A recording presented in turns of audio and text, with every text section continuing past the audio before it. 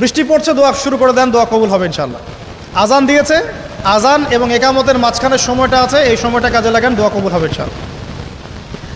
নামাজে দাঁড়িয়েছেন, সেজদায় গিয়েছেন, সেজদায় দোয়া করেন, দোয়া কবুল হবে ইনশাআল্লাহ। প্রশ্ন করে অনেকে যে ভাই সেজদায় কি বাংলায় দোয়া করা যাবে? হ্যাঁ যাবে, যদি আপনার নামাজটা নফল নামাজ হয়। কোন নামাজ হয়? ফরজ নামাজে করবেন না, নফল নামাজে করতে পারেন ইনশাআল্লাহ। সেজদায় বান্দা আল্লাহর সবচেয়ে কাছাকাছি থাকে, এই সময়ে বেশি বেশি দোয়া করতে রাসূল সাল্লাল্লাহু আলাইহি ওয়াসাল্লাম তাগিদ দিয়েছেন। দোয়া করলে ডাইরেক্ট কবুল হবে ইনশাআল্লাহ। পিতা মাতার খেদমত করে দোয়া করেন, দোয়া কবুল হবে ইনশাআল্লাহ। এখন তো পিতা মাতার খেদমত মানুষ করতে চায় না। এটা সেই যুগ যে যুগে পিতা মাতার সাথে দাস দাসীর মতো আচরণ করা হয়। সন্তানরা ভুলে গেছো তোমরা যে তোমরাও একদিন পিতামাতা হবা। আমরাও কিন্তু একদিন পিতামাতা হব। যারা বিয়ে শাদী করেছে, সন্তান সন্ততি হয়েছে, তারা জানে এই যে প্রসব বেদনার একটা সেকেন্ড, 1 সেকেন্ড বা 1 মিনিট প্রসব যে বেদনা মায়ের হয়, এর ঋণ আমরা সারা জীবনে শোধ করতে পারবো না। পারবেন? এই কারণেই মায়ের পায়ে নিচ জান্নাতের কথা বলা আছে। মাদের সম্মান আল্লাহর কাছে অনেক বেশি, মেয়েদের সম্মান অনেক বেশি। এই নারীবাদী ফ্যামিলিস্টরা যা বুঝিয়েছে, ইসলাম এমন নয়। তো ইসলাম এমন নয়, ইসলামে মেয়ের মর্যাদা সবচেয়ে উপরে। সেই মেয়েদেরকে আমরা এখন কি করেছি? কাপড় চোপড় সব কমিয়ে কমিয়ে বেপর্দা করে রাস্তায় নামিয়ে দিয়েছে। যদি একটা মানুষ নিজের সম্মান না বোঝে, তাকে সম্মান কেউ দিতে পারে? নিজেকে চিনতে শিখুন। আমাদের সম্মান আল্লাহর কাছে অনেক বেশি। সেটা বলছিলাম প্রিয় ভাইয়েরা, মায়ের পায়ের নিচে আল্লাহ পাক সন্তানের বেহেশতের কথা বলেছে। মা বোনদেরকে 4টা কাজ করতে বলো, অনলি 4টা কাজ। 5 ওয়াক্ত নামাজ যদি ঠিকমতো পড়তে পারে, 1 নাম্বার। 2, রমজান মাসে রোজা রাখে। 3 নাম্বার, পর্দা ঠিকঠাক মতো করে। আর 4 নাম্বার, স্বামীর আনুগত্য করে। ইনশাআল্লাহ জান্নাতের যে কোনো দরজা দিয়ে ইচ্ছা প্রবেশ করতে পারবে ইনশাআল্লাহ। এখানে স্বামীর আনুগত্যের কথা বলেছি, স্বামীর দাসত্বের কথা বলি না। আনুগত্য দাসত্ব এক জিনিস না। আনুগত্য মানে কি? আনুগত্য মানে আপনি স্বামীর যে কোনো ভালো কাজে আপনি তাকে সায় দিবেন, আনুগত্য। নামাজ পড়তে বলেছে, নামাজ পড়তে হবে। পর্দা করতে বলেছে, আপনি পর্দা করবেন। বেপর্দায় যাবেন, আপনি যাবেন না।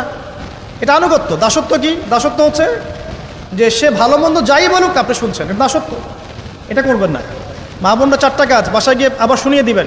নবীজি বলেছেন 4টা কাজ কোনো মেয়ে করলে জান্নাতের যে কোনো দরজা দিয়ে ইচ্ছা প্রবেশ করতে পারবে। 1 নাম্বার, 5 ওয়াক্ত সালাত।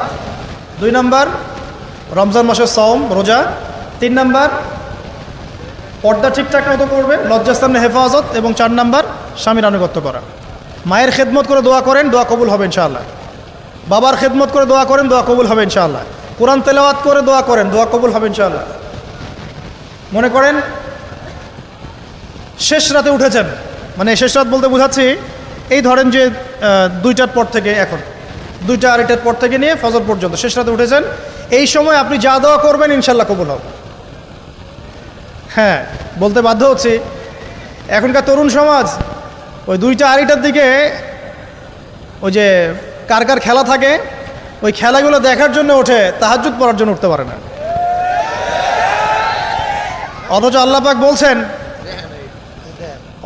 পাক বলছেন কি, যে শেষ রাতে আল্লাহ পাক প্রথম আসমানে নেমে আসেন এবং আহ্বান করেন, কে আছো আমার কাছে কিছু চাইবে আমি দিব, কে আছো আমার কাছে রিজিক চাইবে দিব, কে আছো আমাকে ডাকবে আমি তোমার ডাকে সাড়া দিব, কে আছো আমার কাছে ক্ষমা চাইবে আমি তোকে ক্ষমা করে দিই। প্রিয় যুবক ভাইরা, আল্লাহকে মূল্যায়ন করতে শিখুন। এই সময়গুলোতে দোয়া করলে ইনশাআল্লাহ তাআলা আপনার দোয়া কবুল হবে ইনশাআল্লাহ। সবচেয়ে ইম্পর্টেন্ট হচ্ছে একটা, যেটা আমরা প্রত্যেক দিন পড়ি, প্রায় 17 রাকাত নামাজ পড়ি আমরা, ফরজ নামাজ। শুধু ফরজ নামাজের কথাই বলছি। এখানে আপনি 34টা সেজদা করেন। 17 রাকাত ফরজ, 34টা সেজদা করেন। প্রত্যেক সেজদায় যদি একটা করে দোয়া করতে পারেন ইনশাআল্লাহ আল্লাহ আপনার দোয়া কবুল করবেন। দোয়া কবুল করার কিছু জায়গা বলে দিলাম। বেশি বেশি দোয়া করতে হবে। আমরা উম্মার অবস্থাগুলোকে বুঝতে শিখব। এখানে এই 3 ব্যক্তি, এটা বলে আমি শেষের দিকে যাচ্ছি, একটু ধৈর্য ধরেন। এই 3 ব্যক্তি পড়ে গেছে গুহার মধ্যে। আমি বলছিলাম জেনা ছেড়ে দিলে তোমার দোয়া আল্লাহ পাক ডাইরেক্ট কবুল করবে ইনশাআল্লাহ। কিভাবে? এই দলিল দিচ্ছিলাম যে তারা বলছে আমাদের নেক আমল যা আছে এটা দিয়ে দোয়া করতে হবে, কোনো অপশন তো নাই বের হওয়ার। একজন বলছে যে আল্লাহ আমি আমার পিতা মাতার খেদমত করতাম, মাকে দুধ পান না করিয়ে কখনো দুধ পান করি নাই, আল্লাহ এই কাজটা যদি তোমার কাছে ভালো লেগে থাকে আজকে আমাকে এই বিপদ থেকে উদ্ধার করো। এই দোয়া করার সাথে সাথেই এই গুহা থেকে পাথরটা একটু সরে গেল এভাবে।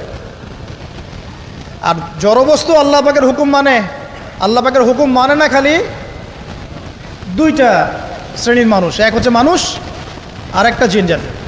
এই পুরো প্রকৃতি আল্লাহ পাকের হুকুম মেনে চলে। আর জড় বলতে আসলে কিছু নাই, যদি আমি বোঝানোর জন্য জড় বলেছি, আল্লাহ পাকের হুকুমে সব কিছু জীবন্ত। এই যে মাটিতে আমরা বসে আছি না এখন, এই মাটি কিয়ামতের মাঠে সাক্ষী দিবে যে এখানে মাহফিল হয়েছিল। হ্যাঁ, ওইখানে বসে তুমি টিকটক করেছো, লেকচার শুনো নাই ভালো করে। একটা মাহফিলে যাচ্ছিলাম, দেখলাম যে এখন স্টেজে উঠি নাই, ওই সুযোগে দেখলাম যুব সমাজ রাস্তার পাশে দাঁড়িয়ে সিগারেট খাচ্ছে, ব্রেক নিচ্ছে আর কি, চা সিগারেটের ব্রেক। হুজুর আসলে আলোচনা শুনবো। তো এখানে এসে যদি আমরা মানে কোরআন সুন্নাহর বাইরে কোনো কাজ করি, এই মাটি আবার সাক্ষী দিবে। এটা দলিল কোথায় আছে? সূরা জিলজাল পড়ে দেখবেন। সূরা জিলজালের মধ্যে দলিল আছে যে আল্লাহ পাকের হুকুমে এই জমিন কথা বলবে ইনশাআল্লাহ, আল্লাহ পাক হুকুম করলে। জি, তো একটু সরে গেল ওই পাথর। তারপরের ব্যক্তি দোয়া করছে, আল্লাহ আমার একজন কাজের লোক ছিল, সেই কাজের লোক কিছু টাকা পেত, টাকা না নিয়ে বেচারা চলে গেছে, আমি ওই টাকা দিয়ে কিছু পশু কিনেছি, এই পশুগুলো কিনে আমি পালন করেছি। অনেক দিন পর সেই ব্যক্তি এসেছে, আমার টাকা দাও। তখন আমি বলেছিলাম যে এই যতগুলো পশু দেখছো সব তোমার। সেই লোক বলছে, আমার সাথে কি ঠাট্টা করছো? বলছে, না ঠাট্টা করছি না, তোমার টাকা দিয়ে আমি পশু কিনেছিলাম, এই প্রজনন হতে হতে হতে আজকে এতগুলো হয়েছে, সব তোমার, নিয়ে যাও। আল্লাহ, কলিজা দেখেন, আসলে দান করার জন্য কলিজা লাগে, টাকা লাগে না। আল্লাহর পথে দান করার জন্যে কলিজা লাগে, টাকা লাগে না। আর কিছু মনে করবেন না, আমি বিভিন্ন মাহফিলে যাচ্ছি, এই একটা কমন দৃশ্য দেখি এই কালেকশনের। আমার জানা নাই যে এভাবে নাম লিখিয়ে কোনো কালেকশন নবীর যুগ থেকে হয়েছে, আমার জানা নেই। বরং কতটুক দিয়েছে এটা গোপন রাখলেই ভালো। কে দিয়েছে, কত দিয়েছে জানানোর তো কোনো দরকার নাই। দিয়েছে, নিয়ে চলে আসবেন, শেষ। আমরা কাকে সন্তুষ্ট করার জন্য দেই? আল্লাহ জানলেই তো যথেষ্ট। কি দরকার জনগণ জানতেই হবে আমি 5,000 টাকা দিয়েছি? এতে আমার লাভটা কি? নেকি উল্টারও কমে গেল। উল্টা 7 শ্রেণীর মানুষ, একটা হাদিস আছে, 7 শ্রেণীর মানুষ কিয়ামতের মাঠে আরশের ছায়া পাবে। কিসের ছায়া পাবে? আরশের ছায়া, যে ছায়া ছাড়া কোনো ছায়া থাকবে না। ওর মধ্যে এক শ্রেণী হচ্ছে ওই ব্যক্তি যে এত গোপনে দান করে, তার বাম হাত জানে না ডান হাত কি দান করছে। এই ব্যক্তি আরশের ছায়া পাবে ইনশাআল্লাহ। তো দুনিয়া যদি উদ্দেশ্য থাকে, নাম প্রকাশ করা, জাহির করার উদ্দেশ্য থাকে, বা যদি এমন হয় যে এখানে লৌকিকতা উদ্দেশ্য থাকে, নেকি নষ্ট হয়ে যেতে পারে, সুযোগ আছে, চান্স আছে। তো এই ট্রেডিশনগুলো বন্ধ করলে মনে হয় ভালো হয়। এটা আমার পরামর্শ, বাকি এটা বিবেচনা আপনাদের। আর এই ব্যক্তি বলছে আমি এই সব কিছু দান করে দিয়েছি। দেখেন, দান করতে কি লাগে? কলিজা লাগে, টাকা লাগে না কিন্তু। আসলে দান করতে কলিজা লাগে। অনেক রিক্সাওয়ালাকে দেখেছে আমরা, 100 টাকা দান করে দিল, মসজিদের জন্য দান চাচ্ছে, 100 টাকা দান করে দিল। আর অনেক দেখবেন বিত্তশালী, ঢাকা শহরে যাচ্ছি বনানী গুলশান দিয়ে, দান করতে চাইলে 2 টাকা দিচ্ছে, 5 টাকা দিচ্ছে।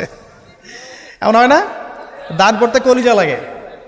আর একটা কথা মনে রাখবেন, আপনি যত দান করবেন আল্লাহ আপনাকে তত বেশি দিবেন ইনশাআল্লাহ। ইনশাআল্লাহ আল্লাহ পাকের খাজানা যে এত প্রচুর, আপনি দান করলে কমে যাবে এই চিন্তাই করবেন না কখনো। তবে সবচেয়ে সেরা দান কোনটা জানেন? আপনার প্রয়োজন আছে এখন, এই প্রয়োজনের সময় দানটা হচ্ছে সেরা দান। এবং সবচেয়ে উত্তম খরচ কোনটা? সবচেয়ে উত্তম খরচ হচ্ছে আপনার পরিবারের পিছনে খরচ। আপনার পরিবারের পিছনে খরচটা আপনার সবচেয়ে শ্রেষ্ঠ খরচ। আর দান করে মধ্যম পন্থায়, এমন হবে না যে নিঃস্ব হয়ে গেলেন দান করে একদম, আবার এমন না যে কৃপণতা প্রদর্শন হচ্ছে, এমনও না। মধ্যম পন্থায় দান খয়রাত করবে ইনশাআল্লাহ। আর কিয়ামতের মাঠে মানুষ তার দানের ছায়ায় থাকবে ইনশাআল্লাহ। যে যত দান করবে ওই ছায়ার নিচে সে থাকবে। এই ব্যক্তি সব দান করে দিয়েছিল, যাও সব গরু ছাগল তোমার। তৃতীয় ব্যক্তি, পাথর সরে গেল একটু, তৃতীয় ব্যক্তি, যুবক তোমাকে বলছি ভাই, তৃতীয় ব্যক্তি আল্লাহর কাছে বলছে, আল্লাহ আমার একজন সুন্দরী চাচাতো বোন ছিল, আছে না তোমাদের কাজিন, এবং তাকে আমি খুব ভালোবাসতাম। ওই যে এখন বয়ফ্রেন্ড গার্লফ্রেন্ড ফ্রি মিক্সিং, যেটা খুব ভালোবাসতাম। তো তাকে আমি পেতে চাইতাম। তো আমি তাকে অফার করি, সে বলে যে না, আমাকে 100 স্বর্ণ মুদ্রা না দিলে আমি রাজি না। 100 স্বর্ণ মুদ্রা। এই মেয়ের অবশ্য অনেক ডিমান্ড ছিল, তাহলে বোঝা গেল 100 স্বর্ণ মুদ্রা মানে অনেক। জানেন? এখন তো দেখা যায় 1500 টাকা 2000 টাকা দিয়ে মেয়ে তার ইজ্জত বিক্রি করে ফেলছে,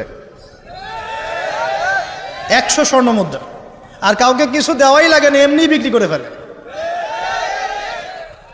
কত প্রশ্ন, কত যে প্রশ্ন আসে আমাদের কাছে যে ভাই বা হুজুর বা ভাইয়া ওস্তাদ, কত জীবনে এক পর্যায়ে ভুল করেছি, এরকম জেনায় লিপ্ত হয়ে গিয়েছিলাম, প্রেম করেছি ইত্যাদি, আমি কী করবো, আমার কি ভালো হওয়ার রাস্তা আছে কিনা, বা আমি তওবা করে ফিরে আসছি, আমি কি এখন বিয়ে করতে পারবো কিনা?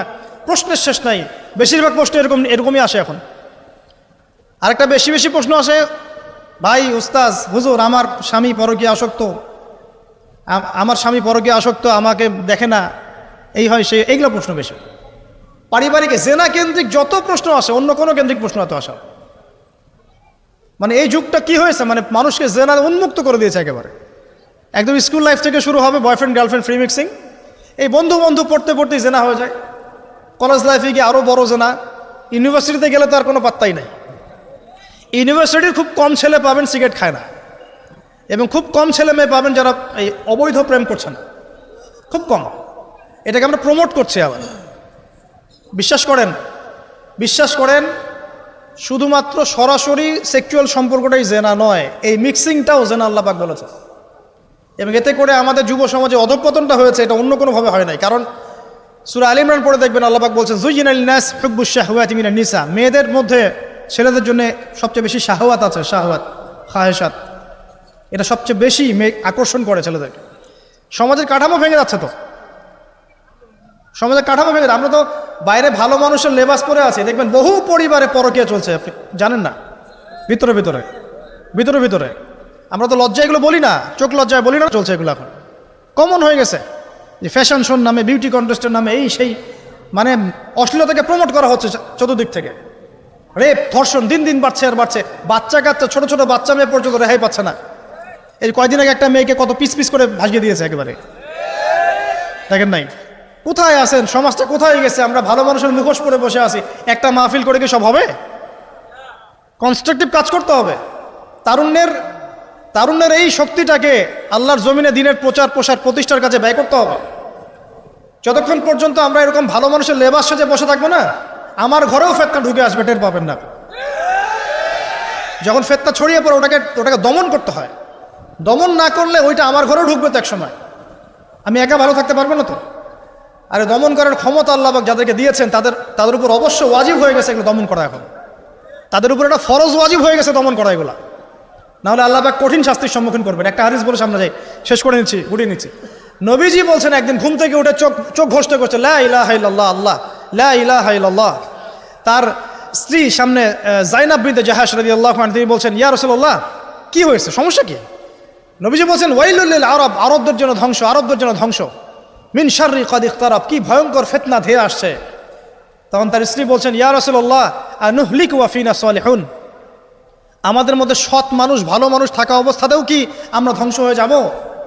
নবীজি বলছেন বালা, অবশ্যই, নাম, হ্যাঁ অবশ্যই ধ্বংস হবে। ইযা কাসরাতুল খাবাস, যখন সমাজের মধ্যে অশ্লীলতাকে ছড়িয়ে পড়া হবে। যখন সমাজের মধ্যে অশ্লীলতা বেহায়াপনা ছড়িয়ে পড়বে, আলেম জালেম সব ধ্বংস হয়ে যাবে। এই সময় এখন আসে নাই? আসে নাই? হারাম একটা, সামান্য একটা হারাম ঠুনকো একটা খেলাকে নিয়ে সারা বিশ্ব কি করতেছে দেখেন নাই? কি পাগল হয়ে গেছে একেবারে, কি অবস্থা মানুষের মধ্যে। কে খেলে তারও ঠিক নাই, ওই দেশের লোক আমাকে চিনে কিনা তারও ঠিক নাই, নিজের কোনো ব্যক্তিত্ব গায়রত কিছুই নাই। আশ্চর্য একটা জাতি আমরা। কে খেলছে? ভাবখানা এমন যে আমরা মনে হয় যুদ্ধ করে কাফেরদের সাথে দ্বীন ইসলাম কায়েম করে ফেলছে, একদম ভাবখানা। অথচ এগুলো তৈরি করা হয় কি জন্যে? যাতে মুসলিম জাতি একদিকে ফোকাস করে থাকে, অন্যদিকে ওরা তাদের উদ্দেশ্য সাধন করবে। এখন সারা ওয়ার্ল্ডের চেহারা একদিকে ফিরাইছে, এদিকে দেখো, এই যে খেলা দেখো, আর বাকি পিছনে যে কাজগুলা ঠিকই করছে ওরা। দেখবে কি কাজ করছে কয়দিন পরে দেখতে পারবে। পাবলিকলি আমি বললাম না, কারণ বললে সব বুঝবেন না আপনারা, আর সব জায়গায় সব কিছু বলতে নাই। ওদের উদ্দেশ্য ওরা কখনো ভুলে যায় নাই। ওরা চাচ্ছে সারা বিশ্বটাকে শাসন করতে এবং মুসলিমদেরকে দমন করতে, এবং আপনাকে খেলতামাশায় ব্যস্ত রেখেছে। লাচো এখন যুবকদের কোনো হিতাহিত জ্ঞান পর্যন্ত চলে গেছে। এখন হিতাহিত জ্ঞান, তোমাকে এইভাবে চুল কাটতে কে বলছে? তোমাকে এইভাবে চুল কাটতে কে বলছে? এদিকে একদম ছিলে রেখে দিছো, এখানে মাঝখানে উঁচা একটা ময়ূরের মতো রেখে দিয়েছে, মানে এভাবে চুল কাটতে তোমাকে কে বলছে? কে তোমাকে মেসির ফলো করতে বলছে? তোমার জন্য রসুল সাল্লাল্লাহু আলাইহি ওয়াসাল্লামের বাবরি চুলের সুন্নত নাই? আজীব একটা ব্যাপার। দাড়ি রাখছো, বিরাট কোহলির মতো দাড়ি রাখছো, কেন? রসুল সাল্লাল্লাহু আলাইহি ওয়াসাল্লামের মতো ছাড়া দাড়ি রাখতে পারো না? আশ্চর্য। আমাদের আদর্শ চিন্তা হবে না? নবী সাল্লাল্লাহু আলাইহি ওয়াসাল্লামের মতো এত সুদর্শন হ্যান্ডসাম মানুষ থাকতে আমি কাকে ফলো করব? যুবকদের পুরো মাথাটাকে ব্রেন ওয়াশ করে ফেলা হয়েছে, কারণ ওরা জানে খুব ভালো করেই যুবকরা যদি আল্লাহর পথে ফিরে আসে ওদের সমস্যা আছে, সমস্যা। এই কারণে তোমাদেরকে ভুলিয়ে রাখা হচ্ছে। নিজের জীবনের মূল্য দিতে শেখো। আল্লাহ রাব্বুল আলামিন তোমাকে আমাকে সৃষ্টি করেছেন, আল্লাহ পাক আমাদের হাতে এই দিনের বিজয় দেখতে চান। আল্লাহ পাক চান যেন আমরা আল্লাহর দিনটাকে পালন করি, প্রসার ঘটাই। ইনশাল্লাহ এক সময় দিন প্রতিষ্ঠা হবে ইনশাআল্লাহ। আমরা যদি খেলতামাশায় মত্ত থাকি তাহলে দিনের প্রচার কে করবে, প্রসার কে করবে? আর সব কি ওলামায়ে কেরামের দায়িত্ব? সাধারণ মানুষের কোনো দায়িত্ব নাই?